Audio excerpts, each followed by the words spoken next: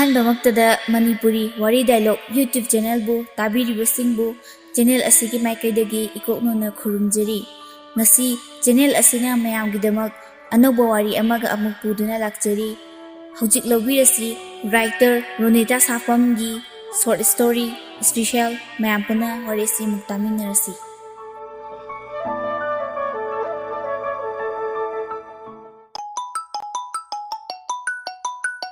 ꯁꯤꯂꯥꯅ ꯏꯕꯨꯡꯉꯣ ꯇꯥꯕ꯭ꯔꯅꯦꯍꯦ ꯅꯪꯕꯣ? ꯐꯣꯟ ꯂꯥꯛꯏꯗꯨꯕꯨ ꯇꯥꯗ꯭ꯔꯕꯃꯦ? ꯔꯣꯍꯤꯠ ꯈꯪꯄ꯭ꯔꯦꯛ ꯈꯪꯅ ꯍꯜꯂꯣ ꯀꯅꯥꯅꯣ? ꯂꯟ ꯈꯣꯟ ꯀꯜꯂꯞꯅ ꯍꯣ ꯅꯣꯏ ꯅꯥꯄꯥꯅꯤ꯫ ꯔꯣꯍꯤꯠ ꯃꯤꯅꯥꯏ ꯅꯪ ꯑꯣꯏꯔꯦ? ꯃꯪ ꯅꯨꯡꯉꯥꯏꯔꯀꯥꯟꯁꯤꯗ ꯀꯩꯗꯧꯔꯦ ꯍꯥꯏꯕꯅꯣ ꯅꯪ? ꯂꯟ ꯏꯁ ꯅꯃꯤꯠꯇꯨ ꯁꯤꯡꯉꯣ ꯀꯩ ꯍꯥꯏꯅꯈꯤꯒꯦ? ꯄꯨꯡ 2 ꯇꯥꯗꯧꯔꯕꯅꯦ꯫ ꯔꯣꯍꯤꯠ ꯐꯨꯛ ꯍꯧꯒꯠꯂꯛꯂꯒ ꯍꯣꯏꯅꯦ ꯀꯥꯎꯏꯅꯦ, ꯂꯥꯛꯑꯒꯦ ꯊꯝꯃꯣ ꯚꯥꯏ꯫ ꯂꯟꯁꯨ ꯍꯣꯏ ꯍꯥꯏꯗꯨꯅ ꯀꯣꯜꯗꯨ ꯊꯝꯅꯔꯦ꯫ ꯔꯣꯍꯤꯠ ꯕꯦꯛ ꯑꯃ ꯌꯥꯜꯂꯒ ꯊꯣꯛꯂꯛꯄꯗꯨ ꯎꯕꯗ ꯃꯃꯥ ꯏꯕꯦꯝꯃ ꯁꯤꯂꯥ ꯀꯥꯏꯗ ꯑꯃꯨꯛ ꯆꯠꯇꯣꯔꯦ? ꯂꯨꯝꯕ ꯆꯠꯂꯕ꯭ꯔꯣ? ꯔꯣꯍꯤꯠ ꯑꯩꯈꯣꯏ ꯃꯥꯁꯤꯗꯤꯕ ꯂꯨꯝꯗ꯭ꯔꯁꯨ ꯌꯥꯔꯦ, ꯃꯤ ꯃꯁꯥꯅ ꯌꯥꯔꯒ ꯈꯪꯅꯔꯁꯤꯕꯨ꯫ ꯂꯟ ꯍꯣꯏꯗꯅꯦ ꯀꯨꯏꯔꯛꯑꯣꯏꯌꯦ ꯏꯃꯥ꯫ ꯁꯤꯂꯥ ꯁꯛꯁꯤꯒ ꯕꯦꯛꯇꯨꯅ ꯀꯔꯤ? ꯆꯠꯂꯣ ꯅꯨꯃꯤꯠ ꯇꯥꯔꯛꯀꯅꯨꯀꯣ꯫ ꯔꯣꯍꯤꯠ ꯂꯥꯛꯆꯒꯦ ꯅꯅꯥꯛꯇ ꯇꯣꯏꯅ ꯅꯪꯕꯨ ꯌꯦꯡꯖꯒꯦ ꯂꯣꯅ ꯏꯁꯩ ꯉꯪꯗꯨꯅ ꯂꯥꯛꯏ꯫ ꯏꯂꯤ ꯍꯦ ꯉꯥꯏꯈꯣ꯫ ꯔꯣꯍꯤꯠ ꯏꯁꯩꯒ ꯐꯠ ꯂꯦꯞꯄꯒ ꯊꯥꯡꯂꯝꯕ ꯈꯣꯡꯗꯨ ꯆꯞ ꯂꯦꯞꯄꯤ꯫ ꯑꯗꯨꯒ ꯕꯤ ꯅꯪꯗꯤ ꯁꯤꯗ ꯀꯩꯗꯧꯔꯤꯕ? ꯏꯂꯤ ꯑꯩꯒ ꯍꯪꯂꯛꯀꯅꯨ, ꯅꯪ ꯑꯩꯗ ꯀꯩ ꯍꯥꯏꯔꯒ ꯀꯣꯜ ꯊꯝꯈꯤꯒꯦ? ꯇꯨꯝꯃꯒꯦ ꯍꯥꯏꯔꯒ ꯊꯝꯈꯤꯕ ꯅꯠꯇ꯭ꯔꯣ? ꯔꯣꯍꯤꯠ ꯑꯩ ꯇꯨꯝꯃꯝꯕꯅꯦ꯫ ꯑꯗ ꯂꯟꯅ ꯃꯈꯥ ꯇꯥꯗ꯭ꯔꯤꯉꯩ ꯏꯂꯤꯅ ꯑꯗꯨꯒ ꯑꯩꯗ ꯍꯧꯒꯠꯂꯦ ꯆꯠꯂꯦ ꯈꯣꯠꯂꯦ ꯀꯩꯒꯤ ꯍꯥꯏꯔꯝꯗ꯭ꯔꯤꯕ? ꯀꯞꯁꯤꯟꯅꯔꯛꯏ꯫ ꯅꯪ ꯑꯩ ꯅꯠꯇꯕ ꯑꯇꯣꯞꯄ ꯀꯣꯏꯔꯝꯅꯤꯁꯦ꯫ ꯐꯩ ꯆꯠꯂꯣ ꯌꯥꯔꯦ, ꯑꯗꯨꯒ ꯏꯕꯥꯅꯤ ꯋꯥ ꯂꯣꯏꯁꯤꯟꯅꯗꯧꯅꯤ꯫ ꯔꯣꯍꯤꯠ ꯕꯤ ꯑꯗꯨꯃꯥꯏꯅ ꯇꯧꯅꯨꯃꯦ, ꯑꯩ ꯅꯪ ꯅꯠꯇꯕ ꯑꯝꯇ ꯀꯣꯏꯗꯦꯀꯣ, ꯀꯞꯀꯅꯣꯕ꯫ ꯏꯂꯤ ꯍꯧꯖꯤꯛꯅ ꯀꯥꯏ ꯆꯠꯇꯣꯏꯕ? ꯑꯗꯨꯒ ꯕꯦꯛꯇꯨꯅ ꯀꯔꯤ? ꯔꯣꯍꯤꯠ ꯂꯟ ꯍꯣꯏꯗ ꯆꯥꯛ ꯆꯥꯅꯕ ꯍꯧꯖꯤꯛꯇ ꯍꯥꯏꯔꯛꯄꯅꯦ, ꯑꯩꯁꯨ ꯍꯥꯟꯅ ꯈꯪꯗꯦꯕ꯫ ꯕꯦꯛꯁꯤꯔꯣ? ꯐꯤꯔꯣꯜꯅꯦ ꯂꯟꯒꯤ, ꯅꯍꯥꯟ ꯑꯩꯈꯣꯏꯗ ꯀꯥꯎꯔꯝꯕ꯫ ꯇꯟꯖꯥꯗꯨꯗ ꯂꯟꯒꯤ ꯀꯣꯜ ꯂꯥꯛꯑꯝꯃꯤ꯫ ꯂꯟ ꯍꯜꯂꯣ ꯚꯥꯏ, ꯀꯌꯥꯝ ꯋꯥꯠꯂꯤꯒꯦ ꯂꯥꯛꯇꯧꯕ? ꯔꯣꯍꯤꯠ ꯚꯥꯏ ꯂꯥꯛꯑꯦ ꯊꯝꯃꯣ, ꯑꯩ ꯁꯣꯝꯗ ꯌꯥꯗꯕꯩꯅꯦ ꯌꯧꯔꯛꯑꯒꯦ꯫ ꯔꯣꯍꯤꯠ ꯀꯣꯜ ꯊꯝꯈꯤꯕꯒ ꯏꯂꯤꯗ ꯑꯣꯟꯁꯤꯟꯗꯨꯅ ꯕꯤ ꯁꯥꯎꯅꯨꯕ, ꯑꯩ ꯂꯥꯟꯖꯔꯦ, ꯁꯣꯝꯗ ꯉꯥꯏ ꯂꯩꯔꯦꯌꯦ, ꯆꯠꯂꯒꯦꯕ꯫ ꯏꯂꯤ ꯆꯠꯂꯣ ꯅꯨꯃꯤꯠ ꯇꯥꯗ꯭ꯔꯤꯉꯩ ꯌꯨꯝꯗ ꯍꯜꯂꯛꯑꯒ ꯀꯣꯜ ꯇꯧꯔꯛꯀꯗꯕꯅꯤ꯫ ꯁꯣꯝꯗ ꯂꯟꯅ ꯉꯔꯥꯡꯗꯒꯤ ꯀꯣꯏꯕ ꯆꯠꯁꯤ ꯑꯗꯨꯛ ꯐꯖꯅ ꯍꯥꯏꯅꯔꯒ ꯃꯥ ꯍꯦꯛ ꯉꯥꯏꯕꯗ ꯄꯨꯡꯒꯁꯦ ꯌꯧꯈ꯭ꯔꯦ, ꯃꯤꯅꯥꯏꯁꯤꯗꯤ ꯃꯣꯏꯔꯥꯡꯗꯁꯨ ꯌꯧꯔꯨꯅꯕꯅ ꯍꯥꯏꯔꯒ꯫ ꯕꯤꯀꯤ ꯚꯥꯏ ꯑꯥꯗꯩꯁꯦ ꯔꯣꯍꯤꯠ ꯅꯠꯇ꯭ꯔꯣ? ꯀꯩꯅꯣ ꯃꯥꯅ ꯇꯧꯔꯛꯏꯁꯤꯅ ꯁ꯭ꯄꯣꯔꯠ ꯄꯦꯟꯁꯤꯒ? ꯆꯠꯂꯔꯣꯏ ꯍꯥꯏꯖꯥꯠꯂꯣ ꯃꯥꯏꯁꯤꯕꯣ? ꯂꯟ ꯑꯩ ꯇꯧꯒꯦ꯫ ꯍꯦꯃꯤꯅꯥꯏ ꯀꯩꯅꯣ ꯅꯪꯅ ꯇꯧꯔꯛꯏꯗꯨꯅ? ꯕꯦꯛꯇꯨꯒ꯫ ꯔꯣꯍꯤꯠ ꯌꯥꯗ ꯇꯧꯔꯤꯅꯤ, ꯆꯠꯂꯁꯤ ꯂꯥꯛꯑꯣ ꯊꯦꯡꯉꯦ ꯍꯥꯏꯔꯒ ꯒꯥꯔꯤꯗ ꯀꯥꯈꯠꯂꯤ꯫ ꯕꯤꯀꯤ ꯚꯥꯏ ꯅꯪ ꯑꯗꯨ ꯗ꯭ꯔꯦꯁꯇꯨꯒ ꯂꯥꯛꯇꯣꯏꯔꯣ? ꯌꯥꯔꯦ ꯅꯪ ꯀꯨꯝꯊꯔꯣ, ꯂꯩꯍꯧꯋꯣ ꯅꯪ꯫ ꯔꯣꯍꯤꯠ ꯊꯧꯍꯦ, ꯑꯃꯗꯣ ꯎꯔꯗꯤ ꯆꯠꯀꯦ ꯌꯥꯔꯔꯣꯏꯅ ꯕꯦꯒꯇ ꯗ꯭ꯔꯦꯁ ꯍꯥꯞꯆꯤꯜꯂꯒ ꯂꯥꯛꯏꯁꯤꯗ ꯑꯗꯨꯒ ꯊꯣꯡꯒꯥꯜꯗ ꯂꯨꯝꯃ ꯂꯩꯔꯝꯃꯤꯅꯦꯃꯤ ꯂꯟ ꯕꯥꯂꯣꯍꯦ ꯃꯤꯅꯥꯏꯁꯤꯗꯤ ꯃꯈꯣꯏ ꯒꯥꯔꯤ ꯊꯧꯗꯨꯅ ꯆꯠꯈꯤꯔꯝꯃꯤ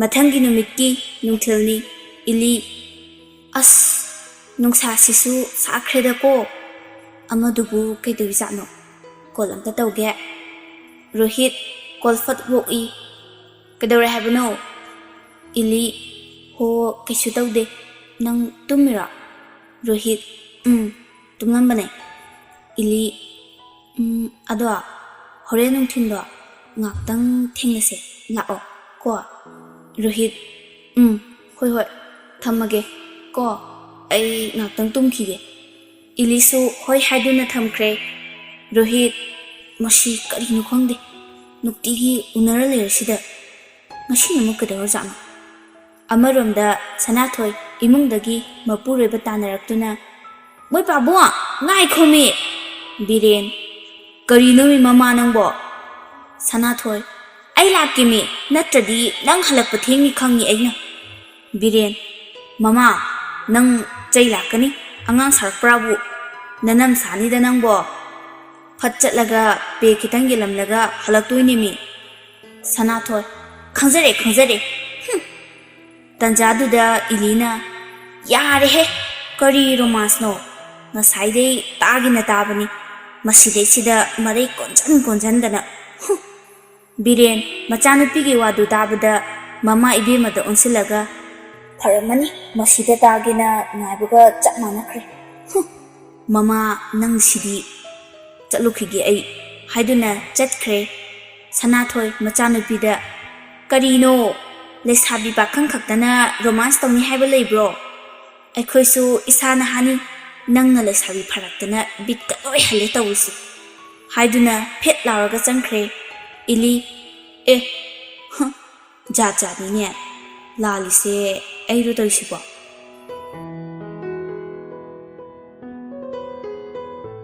हाइनखिबा पुंफम यवदुना रोहित मखोय हेक उनबा वेटिंग सेट अमदा इली लाकपा ngairi इली सातिन अमा तुप्तुना लाई मसा पारप तौरगा मी मयाई वैरप ओइना वांगी याम वांगबदि ओइदे कुचु को लैनी राशि लै इली सोनो क्याम कुइरेगे लाकपा रोहित बे नंगी सोनोदो कौरकनुबा मी न तारगा कुइरे नोमता नंगना ngaibे दाइ लेते नत्रा इली हो सोनो कौरके देरके पानिंग ताजु सनु ओ नुपी अइना ngairaga नुपाना लागा लक्नबदुरा नंगना पामिसिना रोहित ए होइने अदुसु सुनि यारे अइ अदुम ngaijरगे नंग अम्ता ngaइबिरानु अदो नंग फोन दिगदा अम्ता पिरो इली सातिनदु थुपना इहे कौरमे अदो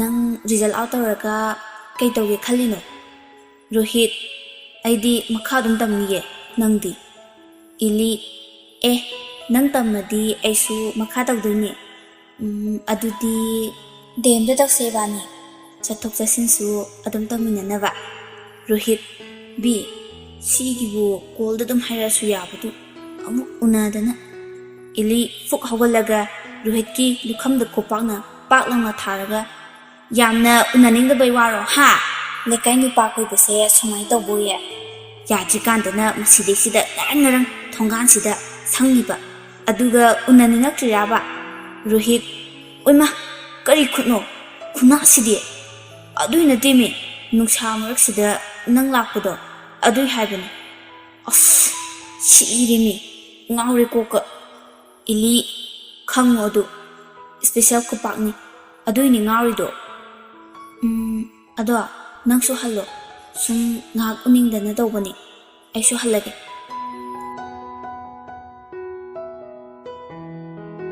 असोमदा सिला इसौ तौदुना लै कदाइ चलिनो मे सि अंगांग सिबो अइना युमसिदा खोंकाप अमा हेक कांथोपगने मासु हेक्ता चटलेरमनेबा सिला nganglingay machanupadु get hangdukuna changlakpadu ubada hai khulak saonduna kadai damu chatlure ꯌꯨꯝꯒꯤ ꯃꯈꯥꯗ ꯉꯥꯛꯇ ꯂꯩꯅꯤꯡꯗꯕꯁꯤꯕꯣ ꯀꯔꯤꯅꯣꯃꯤ ꯐꯅ ꯆꯠꯇ ꯌꯥꯗ ꯂꯩꯔꯁꯨ ꯑꯩ ꯍꯜꯂꯛꯑꯒ ꯃꯆꯠꯅꯨ ꯌꯨꯝꯁꯤ ꯏꯕꯥꯅꯤꯗꯅꯤ ꯌꯨꯝ ꯉꯥꯛ ꯁꯪꯍꯟꯕ ꯌꯥꯏ ꯍꯥꯏꯕꯅꯤꯗ ꯔꯣꯍꯤꯠ ꯑꯁ ꯀꯔꯤ ꯈꯣꯟꯗꯥꯅꯣ ꯔꯣꯍꯤꯠ ꯃꯀꯣꯛꯇ ꯈꯣꯠꯂꯒ ꯃꯤ ꯑꯃꯗꯨꯅ ꯉꯥꯛꯊꯣꯛꯂꯛꯑꯣꯅ ꯍꯥꯏꯕꯩ ꯉꯥꯛꯊꯣꯛꯎꯕꯅꯤ ꯍꯥꯏꯔꯝꯂꯒ ꯃꯥꯏ ꯀꯥꯗ ꯆꯪꯈ꯭ꯔꯦ ꯁꯤꯂꯥ ꯊꯤꯗ ꯃꯃꯥꯏꯁꯦ ꯀꯌꯥ ꯏꯀꯥꯏꯗ꯭ꯔꯤꯕꯅꯣ ꯑꯃꯗꯨꯁꯨ ꯎꯗ꯭ꯔꯗꯤ ꯂꯩꯕ ꯉꯝꯃꯣꯏ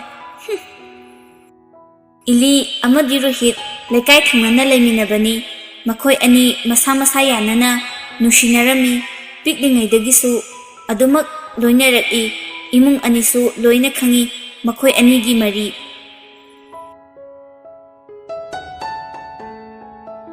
मतम असुम हौरकपना 12 की रिजल्ट आउट तौबा नुमितनी इली रिजल्ट येंगी सुम बिरेन इबेमा करिनो नंगना येंगिनेना तौसिबो फर्स्ट डिविजन दे येंग हौददना फेलदगी येंखलैसिबो इली मचिंद सोली मीना पाखतना येंलिसिदी खंद्री इली सुम फेलदना कना कना यावरी सुम येंबनिदा अहिबुदी पास तौदो अदुम लैरबा बिरेन होइने होइने अदु नंगिदो हाना येंगेने इपा इली खंगलाव लावे अया फर्स्ट यावरे याम हरावे Yahoo! Biren, karino hey, naga pangine masi angang sidi. Ili mai kada sensinduna phamungda longnagi hiplaga call tauri. Sono, Rohit, hello, khangni he, kari khukauno, nang result yenglobo. Ili, yengde, firsta, nangidi. Rohit, I saw firsta, PCD kaya. Ili, asni mida pisiga 67 ne nangdi Rohit 82 ne ado imanaba call dore bie ngak leraga amu torake ko ili hoi hoi thammo haiduna call du thamnare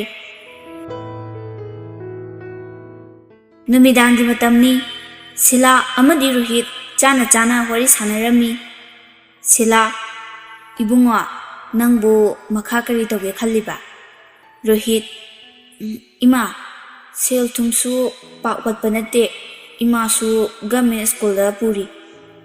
Ibani tangni, ado, ai DM da makhadum general line da chatke khalli. Sila, phay, adubu pandam amagi makhada di chatlu. Asayaw da na mai pakpa wagani. Pare, nang na apamba do adum to, mahi janaba. Nasa angang nate, nasagi decision ni, gyan tau ko. Rohit, hoi ma, sila, ima su school jatpanina, nang su college jatnaba nangi gari se driving license tangtho. Hojikti Aadhaar card ani se yaudridi lambida 4-wheeler thawbada check yam kallabani ko. Rohit, as kaishu dawrida. Aigidi special oina thadur adabani pharasu. Sila, nang kai oidana. Hoi.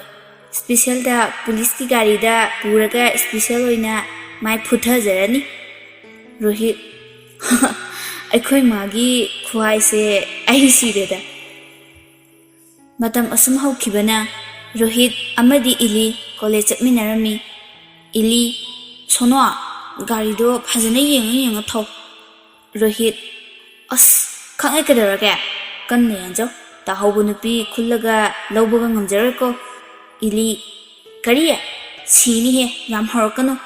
Nupi ama hek yang karan chandadane. Special oina nanggilay kauno. Rohit, habira nui be ama. Nupi nuine, yang kiri se. Kamban chawjabana saraga, nupada, tonu ga haraga. Aduga, noina, moli nupada, irang hita toksili. Ili, lanbirora, aina kanada, irang toksili ha. Chongda haurai Rohit he tawbinu aidi hayo isini maya yaudba nupi lawi dawnate hapasu gyan tawko